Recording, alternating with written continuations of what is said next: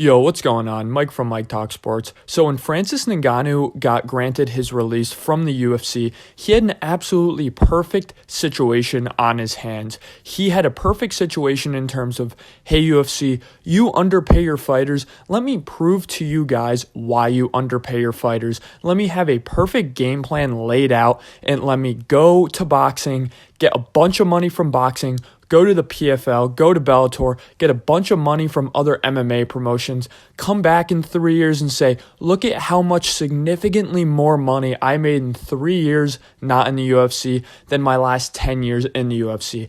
Not only is this never going to happen for Francis Ngannou, but Francis Ngannou not only has completely messed up his situation with the UFC, he's going to completely regret leaving the UFC, but he's going to make the UFC say, look guys, don't do this because look at what happened to Francis Ngannou. Francis Ngannou basically took a perfect situation and squandered it for not only himself, but for the rest of the MMA community. For years now, the UFC is going to hang over Francis Ngannou to everybody else's head to say, hey, look, this is why you shouldn't leave the UFC. They're going to make an example out of Francis Ngannou because of how poorly he's handled this situation. So before we continue, I'm getting all of this information from Francis Ngannou's direct interview with Ariel Helwani. So I'm not taking any rumors from any websites or any media outlets. I'm taking every single piece of information in this video within Francis Ngannou's own words. So after Francis Ngannou got released, Ariel Helwani asked him a couple questions, and it was revealed that Francis Ngannou, at the most important time of his entire life in terms of financial potential, in terms of earning, he has no management, no lawyers, no game plans, and he has no after plan with the UFC. For him to enter this period of free agency with no management, no lawyers, and no game plan whatsoever, and he's the only person you could facilitate any move through when in reality he's not a manager, it speaks to the arrogance that Dana White has always alluded to when dealing with Francis Ngannou. Francis Ngannou legitimately thinks he's intelligent enough to become his own manager. Now, that's not me taking a slight at Francis Ngannou's intelligence. That's not me saying Francis Ngannou's a dumb guy. I think Francis Ngannou's a very intelligent guy, but he's not all that intelligent because an intelligent person knows their limitations. Somebody who is cocky but not arrogant, they know their limitations. They know they're not an expert. So you take Conor McGregor, for example. When he did this boxing mashup with Floyd Mayweather, not only did he work hand in hand with Floyd Mayweather's management team, but he worked hand in hand with the UFC giant in terms of sponsorships and promotions, because Conor McGregor knew he would make significantly more money with the UFC by his side, helping him promote, because they're a billion-dollar company.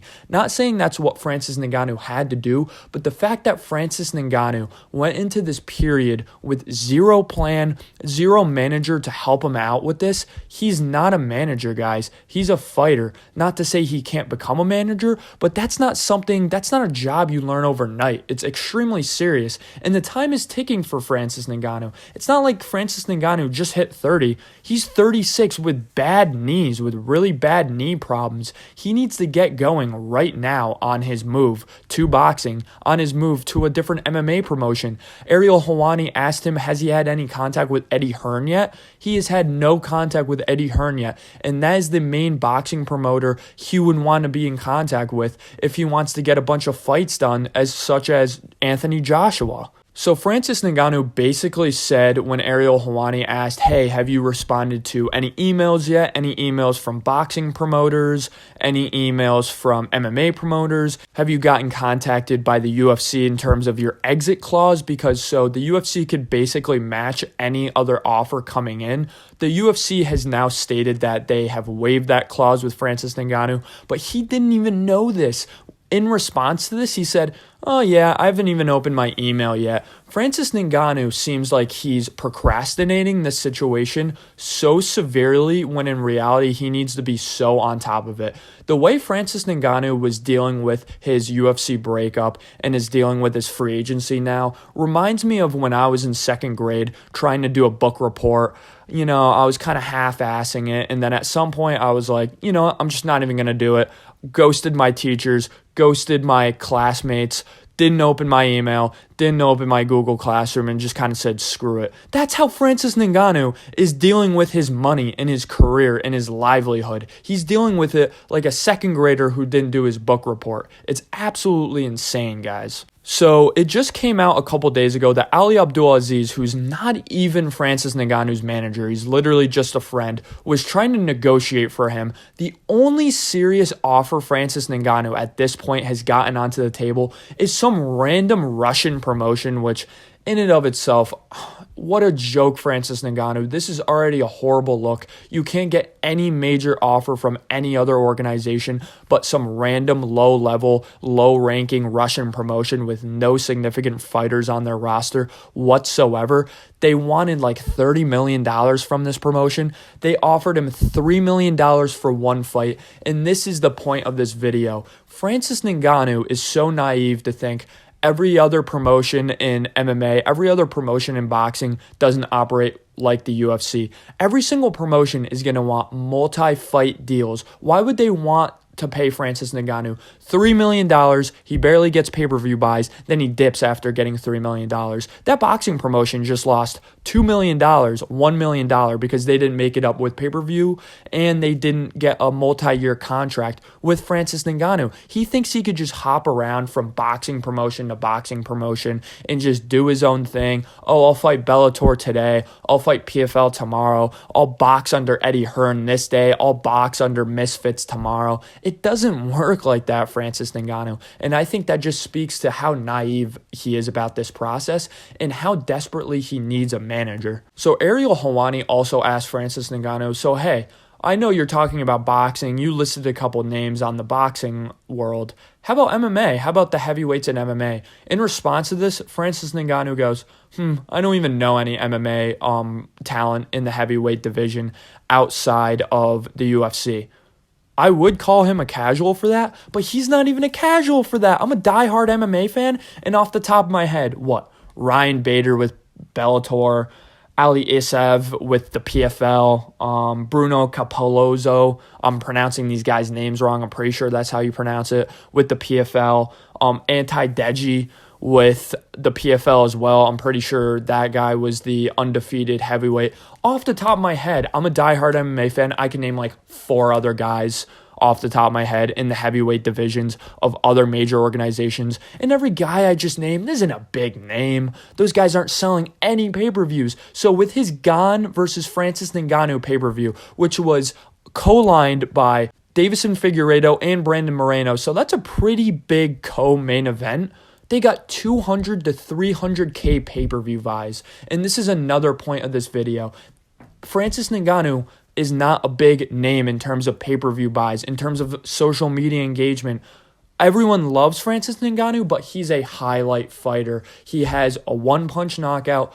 It gets 100 million views on the highlight, but the fight itself gets 200, 300K pay-per-view buys. Because let's be honest here, outside of 1 to 2 seconds of a Francis Ngannou fight, it's super, super boring. He's not that good, guys. He's not that good of a fighter outside 1 or 2 big headshots in the fight via a big right hand, via check left hook. That's what he does. He's a patient, good counterpuncher. But you look at that Gane versus Francis fight, Gane made Francis look like an amateur on the feet. He made him look silly on the feet. If Ciryl Gane was to face any of the big names in boxing right now, Anthony Joshua, Dillian White, Tyson Fury, Deontay Wilder, Usyk, Joe Joyce, Andy Ruiz Jr., anybody, they would all absolutely kill Ciryl Gane. You don't think they would toy with Francis Ngannou, make him look absolutely silly in there, and just embarrass him after one fight? So either Francis Ngannou, it looks like he's never going to fight ever again. If he does fight in boxing, he's going to get absolutely embarrassed and then never step foot in a boxing ring again, or he's going to fight MMA in another promotion and they're going to sell even less than 200K or 300K pay-per-view buys. And this brings me to another point. He was getting paid very well with the UFC. So for the Gane fight, it was estimated that he made about 600K right off the rip without any pay-per-view buys. With the pay-per-view buys, with the pay-per-view points, it was estimated he got from 100K to 150K. So he made about 750K for the Ciryl Gane fight. Doesn't seem like a lot, guys. Here's why it's a lot of money. Here's why ESPN and the UFC lose money every single Francis Ngannou card. ESPN pre-bought 500K pay-per-views for every single card. So every single Francis Ngannou card has failed to live up to 500K pay-per-views. So let's say that Ciryl Gane versus Francis Ngannou got 200K pay-per-view buys. That means ESPN lost $22.5 million on the card. If they got 300K pay-per-view buys, let's be generous with the estimation, they would have lost $15 million for pay-per-view buys for a Francis Ngannou fight. ESPN is going to UFC and being like, could you please release Francis Ngannou? We get so significantly screwed every single time we put on a Francis Ngannou pay-per-view because it gets no buys. We lose tens of millions of dollars. He barely responds to his emails. What are we doing here? So I'm extremely disappointed in Francis Ngannou, to sum up the video, because he had a great opportunity for other MMA fighters to be confident in leaving the UFC, to be confident in losing money. And now all he's done is made an absolute fool of himself. I wish him the best. I hope this video is completely wrong. I hope he has a couple boxing fights. I hope he does really good in them. I hope he has a couple big name MMA fights. I hope some MMA promotion on earth, Bellator's not going to do this, maybe PFL, maybe one does this, where they have this guy who comes up in the ranks, he becomes a huge name in some region, in the Asian region, in the Caucasus region, somewhere, and he puts on a big fight with Francis Ngannou. To me, that's what he's banking on this point, or Tyson Fury just gives him an absolute blessing. But even then, would that be a blessing if Tyson Fury just played with him in the ring and was mocking him from the opening bell to the closing bell? I'm not even sure if that would be great for Francis Ngannou either, though.